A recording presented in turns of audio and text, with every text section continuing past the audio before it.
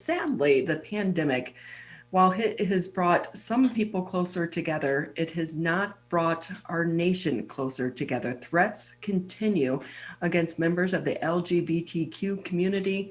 To talk a little bit more, we're going to bring in Dave Garcia. He's the Executive Director for Affirmations and Ferndale. Dave, great to have you with us. Good morning. Happy MLK Day. If we could, we just have your logo right now. Are you available to be on camera? Sure. Good morning. Thank you so much. It's nice to meet you virtually. Absolutely. You too. For those not familiar with Affirmations, fill us in on the work that you and your team do over there. Sure. Affirmations is Michigan's largest LGBTQ community center. We're located in the heart of Ferndale.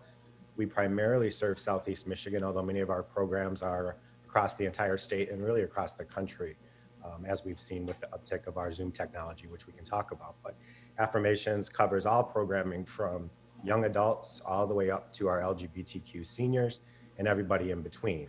Many recovery groups meet at Affirmations, trans groups, coming out groups. We have a lot of arts and entertainment. We have a large art gallery, so we do art openings and a lot of concerts and just community events. Affirmations also has HIV testing and mental health counseling. So we do quite a bit at the center.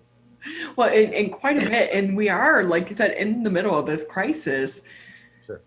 Has the need gone up for your services during this time? Yeah, it really has. I mean, it was very difficult. We've had to close our doors, of course, but we are still running all programs. So all of our support groups that we just talked about are now online. Even our LGBT seniors are meeting online, and we had to get, of course, iPads, Amazon tablets into their hands and train them so that we can continue to combat things like isolation in our LGBTQ community. But the food program, we never had a food program before COVID, and we just served our over 4,000 meals out of Affirmations. So people drive up to the back of Affirmations. We just ask them to open their trunk. We put in food boxes and toiletries, socks, shampoos, toothpaste, anything along those lines, they can get at Affirmations as well. That's every Wednesday and Friday. And while the building's open for the food program, we have HIV testing by appointment only. So our entire portfolio has shifted, but the demand has grown. That makes it difficult when you're losing revenue and things like special events. You know, we have an annual black tie event that we lost. Well, that's over 100,000 in revenue right there. Our wine party is very popular at Affirmations, and you lose the revenue from that too. And so while demand is increasing for services, it remains a challenge when your building is closed. We own our building in Affirmations. It's a 17,000 square foot building in the heart of Ferndale. We often rent out rooms to the community who are using our space. That all goes away as well. And so you can start to see the challenges that not just Affirmations, but all community centers, especially LGBTQ community centers, face across this country, especially now when the need is even greater. And we know that, you know, the fundraising efforts have continued, and there's just, even for like some of these virtual platforms, it's just not the same. It's not the same. And we've had to be very creative, you know, because we've lost so many of our events. We did a telethon for the first time, and it ended up being a 9-hour-long telethon that we broadcast through Zoom and our other social media channels to make up for lost revenue. We did a bike event from Detroit to the other side, from Lakeshore to Lakeshore. We left from Detroit and ended up in South Haven, and to raise some funds as well. So just creative things that we can continue to do, knowing that we can't all get together. And then, you know, let's face it, individual giving, which is always so important to any nonprofit, some of that goes down from folks worried that they're going to lose their job or they have lost their job. But in other cases, people that haven't lost their job see the need and they step up and give more, whether that's individuals or foundations on a grant line item. So we're trying to make up for lost revenue in one area by enhancing revenue in the others. And so with that, I worry about two groups, the young kids that are struggling with their identity, but also some of our senior citizens during this time, because as you just mentioned, you had to get them some of these devices and get them trained. But there are a lot of seniors that still do not have the internet, nor do they want the internet. So I feel like there are gaps of individuals that we're going to really have to work and connect with coming out of this crisis. Yeah, you're absolutely correct. I mean, whether that's our youth who are now on different platforms, the youth use a platform called Discord, and then but you have to consider a young person who once was able to get to affirmations where they could be around other LGBT youth their age and like them and be out and open, or even if they're a trans individual, to be their complete self at affirmations. But while they're at home, many remain in the closet, or they can't they can't be their true selves at their homes. And so many of our youth have their headphones on up in their, bedrooms, and maybe the parents think they're playing a video game, but they're actually talking to other young LGBTQ youth. And that's as safe as we can try to be. Of course, those rooms are monitored. But when you talk about LGBTQ seniors, I don't think people really realize or even give it thought that a lot of these seniors lost their jobs when they came out.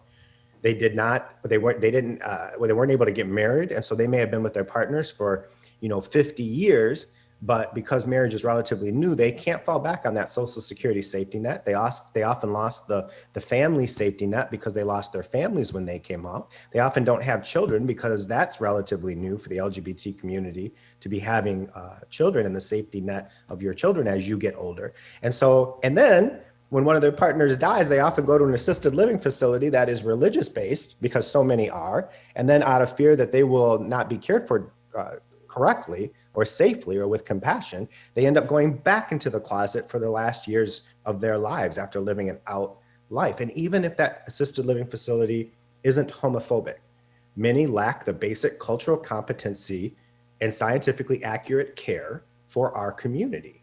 And so, yes, in every aspect, when you think across the entire spectrum of our community, COVID has affected us greatly. And with this, it's amazing to me. This is 2021 and we're still having this conversation, but it has been very real. How has this past election, the presidential election, played into the politics of your community? Well, I'll say that, I just got back from Los Angeles. I was Affirmations Executive Director. I left in 2014 to the Los Angeles LGBTQ Center to start their public policy wing. And I stayed there for over 5 years before returning home. Affirmations had run into some financial difficulties. I certainly wasn't going to let it fail along with the community. So I came home a year and a half ago, and we're doing fine now financially. From an advocacy perspective, many community centers feel that they can't get involved because they're C3 organizations. But really what that means is we can't tell you who to vote for or who not to vote for. That does not mean that community centers have a responsibility to educate our community on attacks to our community. For example, all the trans women of color being killed across our nation and even in Detroit.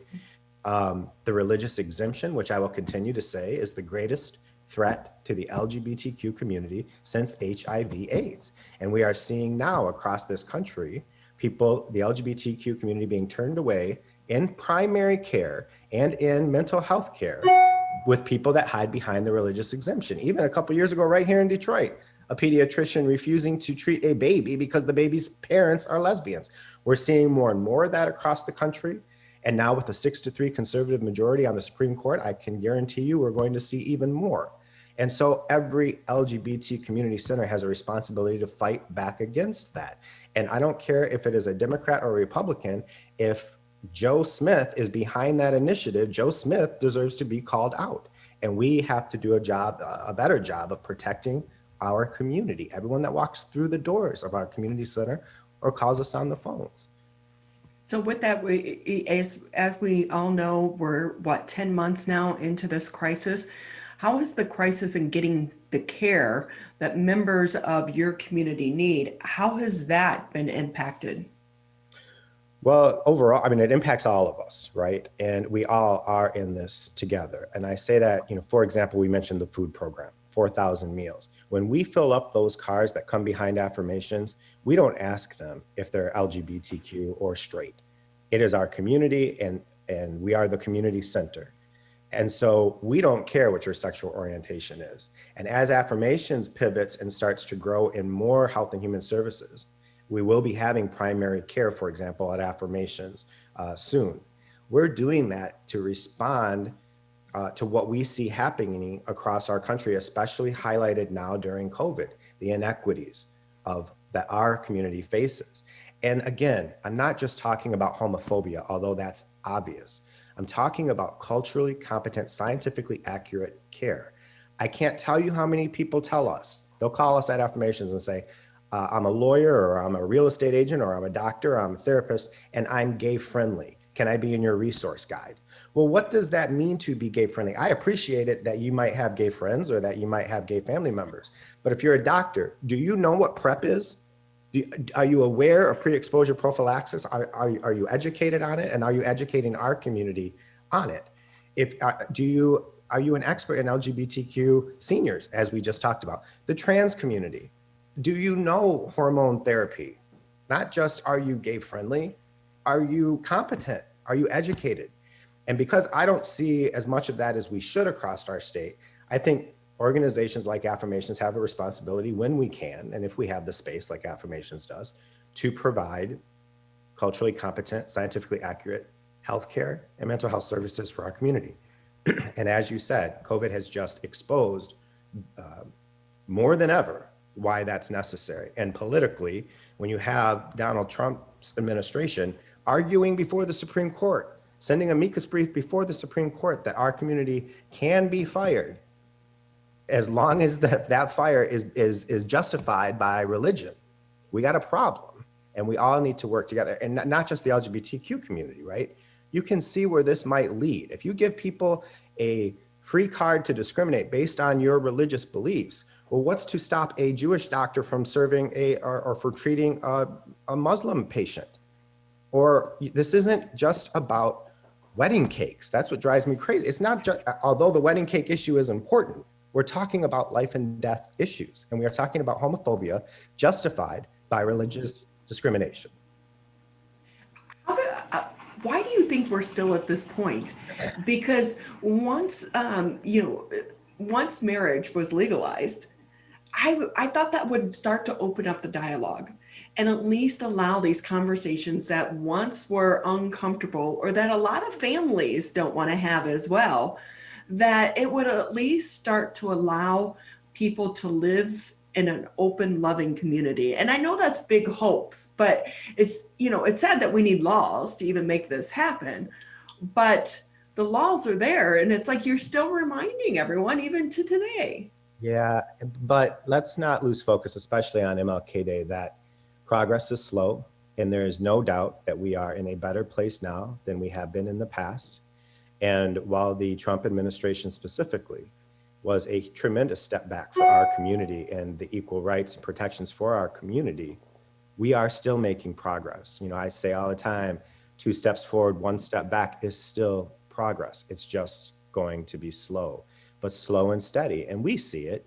And you're right, it isn't just about the laws. The laws are very important, but changing hearts and minds is more important. That is why Harvey Milk said, come out wherever you are, because he knew the more people that came out within their own family units, within their own communities, then people would be forced to ask themselves, this isn't just about those gay people. This is about my son or my neighbor or my colleague. That is why we have seen the progress that we've seen, and we will continue to make progress. But progress comes with a few of those step backs. And that's why we need community centers, to be there when our community needs mental health or primary care, or frankly, just to have fun. Just to come to the community center to an art, wine opening, just to come to the community center to see a comedian, or to just be around each other. You see so many LGBTQ bars closing across this country, especially now during COVID. It was already happening. And now, especially, Ann Arbor just lost the Out Bar, for example. So community centers become even more important for a meeting space for people of our community. And I include the straight community with that. There's a reason it's LGBTQA, right? Allies are important.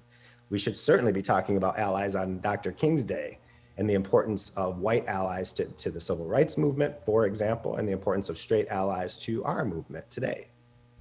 Yeah, and with that, because some people feel like, hey, I can't go and take advantage of some of these services or to be a voice or be an advocate for people that look different than them, or are of even a different religion or a different background than what they believe in. But it really is about building that community and stitching the community together. It is, and it's about recognizing that many issues are LGBTQ issues. I serve on the board of directors of Centerlink, which is the National LGBTQ Community Centers Network. It's a national organization. There's over 250 community centers. We have a policy and advocacy arm of that organization. And every time we send out something on immigration, we get a lot of pushback, even from within our own community. But immigration is an LGBTQ issue.